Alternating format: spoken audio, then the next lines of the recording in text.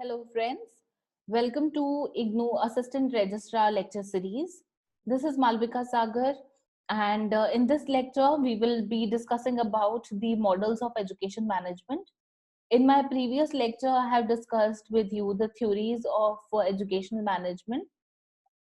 For checking out the theories, I have already linked the video in the end and also in the information, um, tag above in this video. You can please check it out. So, before starting with this lecture, I request all of you to please like my video and also to subscribe to my channel.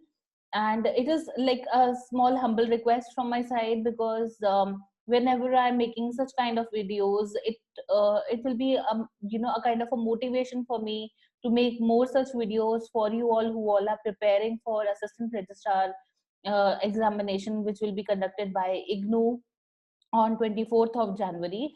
And if you comment in the comment section below, it will be very easy for me to understand what is your expectations and how can I improve myself and what all content that I can bring out for you. So please do like, share, comment, and subscribe to my channel. Also press the bell icon so that whenever I update, whenever I upload a video, the video reaches to you the first. And so without further a delay, let us get started with our lecture. So in this lecture, we will be discussing about the models of education management. See, when we talk about the models of education management, it is not different from the theories. It is more or the same perspective that they're moving on. This video of mine would be more of a bilingual in nature. I will be talking in Hindi. I have received many requests from the viewers to talk in Hindi as well. So it will not be entirely in English, but it will also have some Hindi language in between. तो I try to explain. देखिए, जो ये models होते हैं education management के, ये theories की तरह ही होते हैं.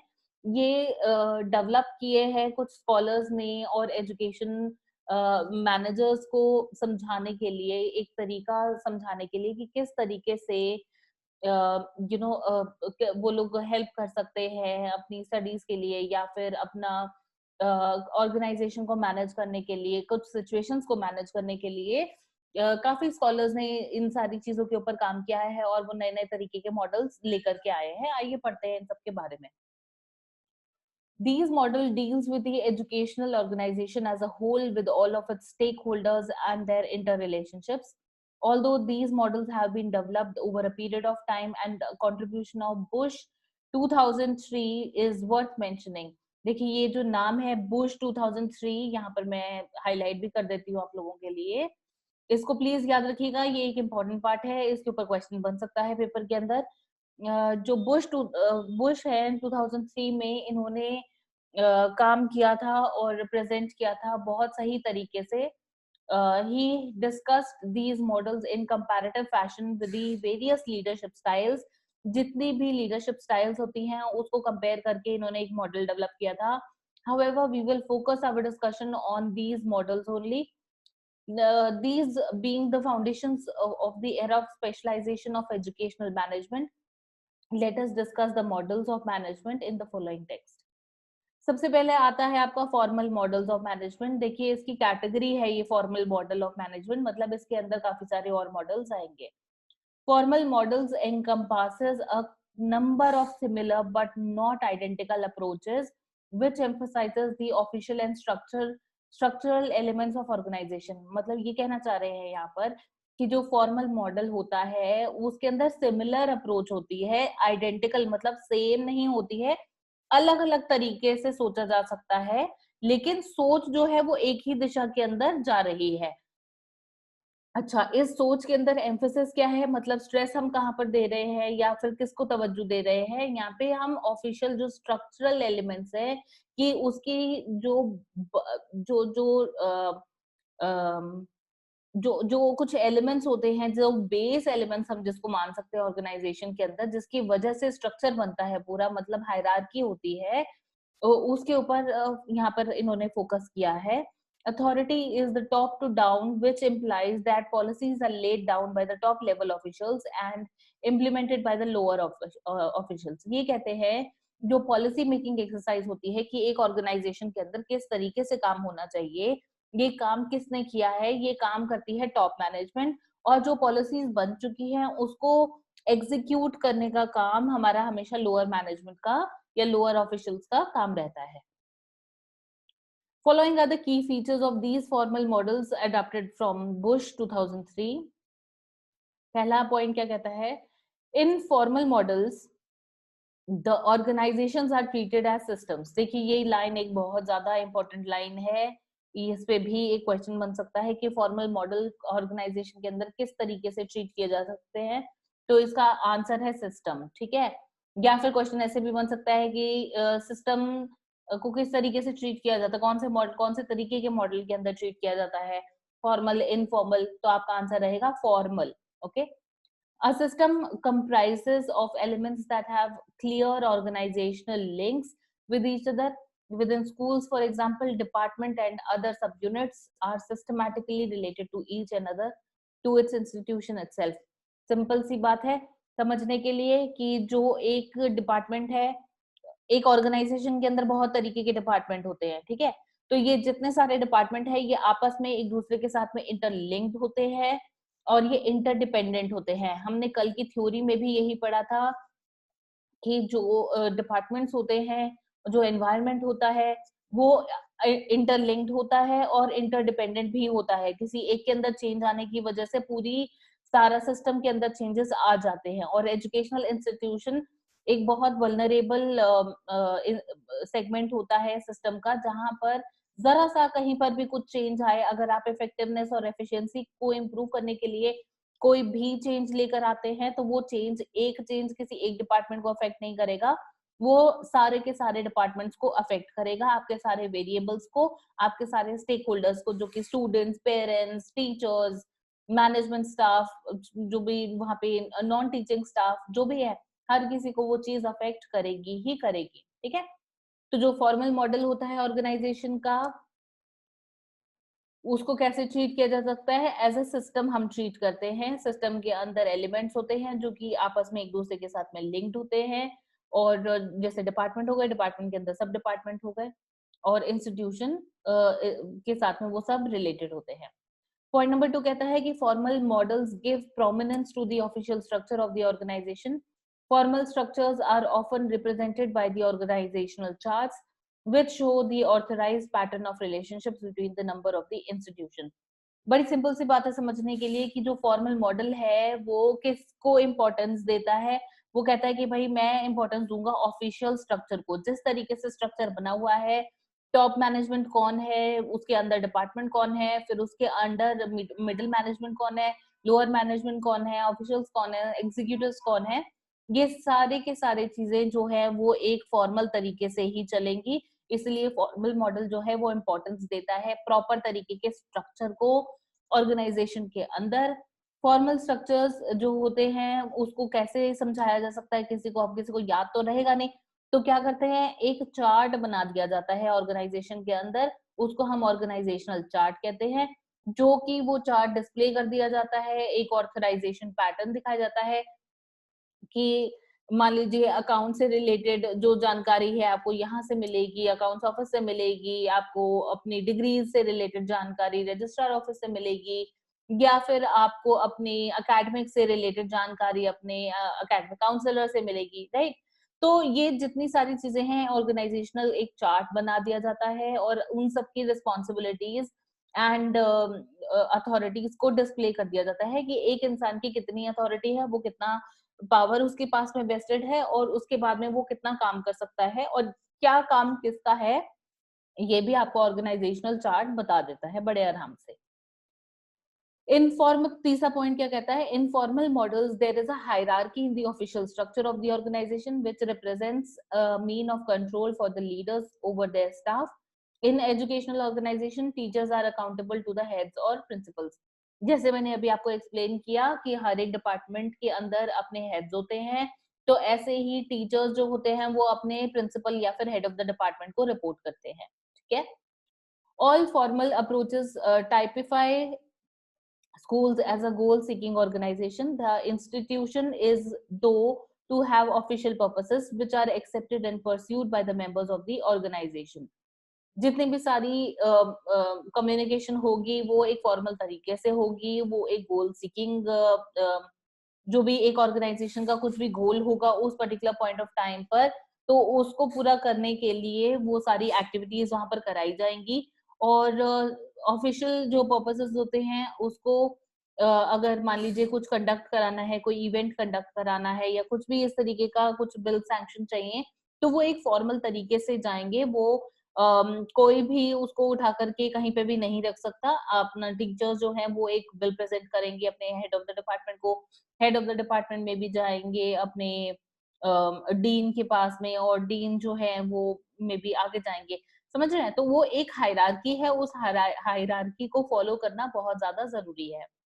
पॉइंट नंबर 5 क्या कहता है कि all formal models the managerial decisions are made through the rational process after considering and evaluating all the available options for attaining the organisational goals. देखिए, एक ही बात को बार-बार हर तरीके से घुमा फिरा करके ही बोला जा रहा है।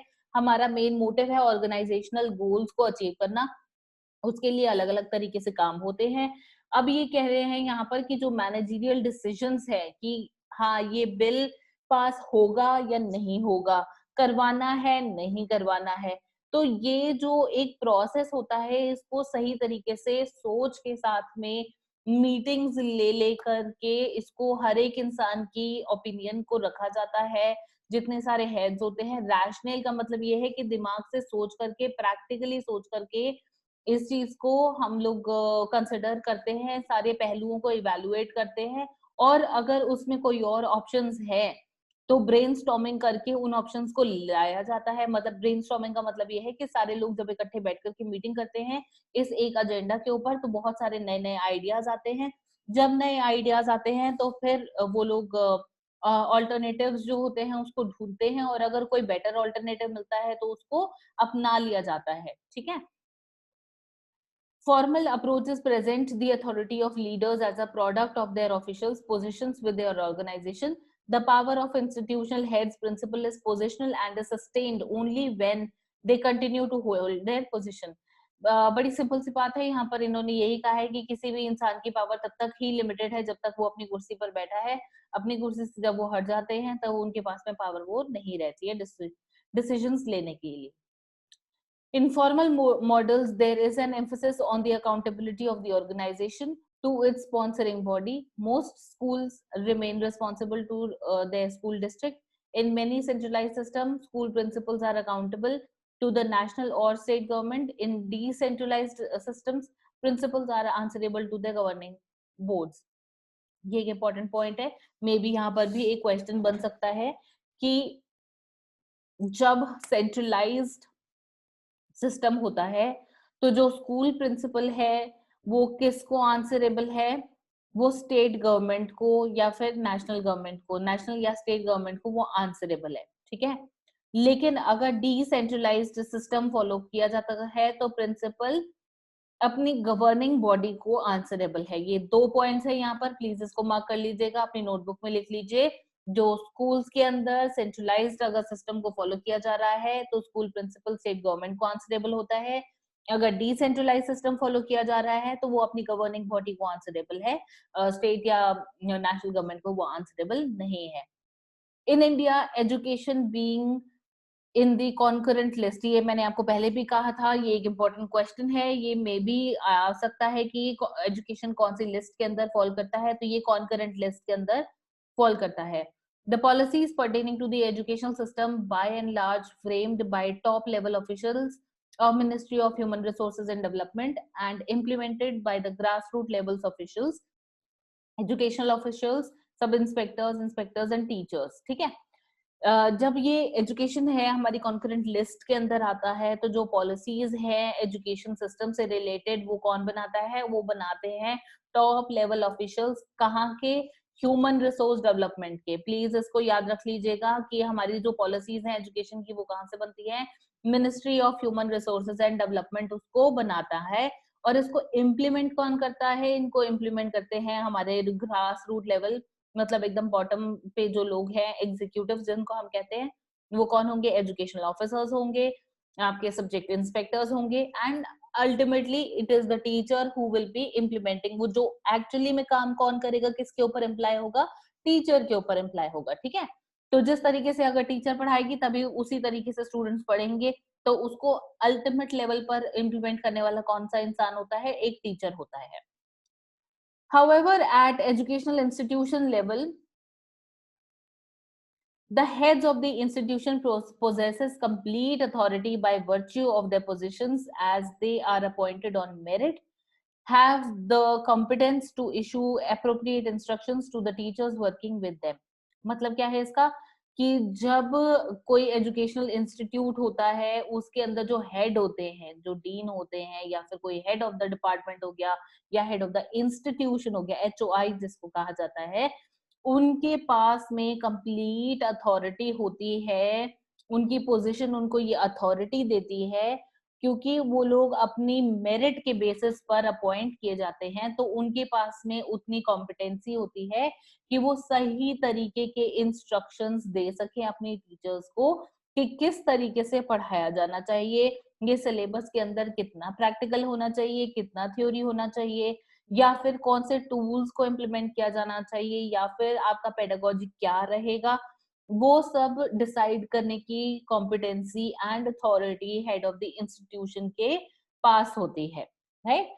You may have observed certain kind of similarity between the formal models and scientific theories. An analogy can be established between the two, as both these emphasizes the codification of rules and regulations and managing the organizations on the basis of fixed hierarchical structure, implying thereby that the authority and the accountability are determined with the position of individuals of the organization. बड़ी simple सी बात है समझने के लिए कि जो formal models हैं और साइंटिफिक थ्योरीज हैं वो आपस में इंटरलिंक्ड हैं, उनके बीच में एक रिलेशनशिप एस्टैब्लिश किया जा सकता है, क्योंकि दोनों के दोनों ही codification of rules and regulations और मैनेजिंग द ऑर्गेनाइजेशन को एम्फसाइज करते हैं। उनका centre of the point of discussion यही है, वो इन्हीं चीजों को इम्पोर्टेंस के अंदर लेकर आते हैं कि किस तरीके से रूल्स एंड रेगुलेशंस को कोडिफाई कर दिया जाए और एक ऑर्गेनाइजेशन जो है वो स्मूथ तरीके से मैनेज करी जाए, ठीक है। और वो मैनेज कैसे होगी? उसका एक हायरार्कियल स्ट्रक्चर होना चाहिए, टॉप टू बॉटम आपके जितने सारे मैनेजर्स हैं, किस इंसान को क्या अथॉरिटी है, कौन इंसान किस पोजीशन पर बैठेगा, किस पोजीशन का क्या काम है, ये सब एक हायरार्की बताती है। और अथॉरिटी एंड अकाउंटेबिलिटी, अथॉरिटी का मतलब ये है कि हाँ आपके पास ये ताकत है कोई भी डिसीजन लेने की, और अकाउंटेबिलिटी का मतलब ये होता है कि अगर आपने वो डिसीजन ले लिया तो अगर वो डिसीजन सही है या गलत है उसका सारा जिम्मा आपके सर पर पड़ेगा। इसका मतलब ये है कि आप आंसरेबल होंगे अपने डिसीजन को लेकर के, ठीक है। तो ये कौन डिटरमाइन करता है कि कौन सा इंसान किस ऑर्गेनाइजेशन में किस पोजीशन पर काम कर रहा है। आज की वीडियो के अंदर सिर्फ इतना ही। अभी हमने डिस्कस किया formal models of educational management. मेरी नेक्स्ट वीडियो के लिए आप लोग प्लीज ट्यून इन करिएगा। नेक्स्ट वीडियो के अंदर हम लोग डिस्कस करेंगे हमारा next subject collegial models of educational management. Till then, do like, share, comment, and subscribe to my YouTube channel, which is Malvika Sagar. Please like my videos and subscribe to my channel. It is a huge motivation for me to make such kind of videos. I thank you all and wish you all a very good day.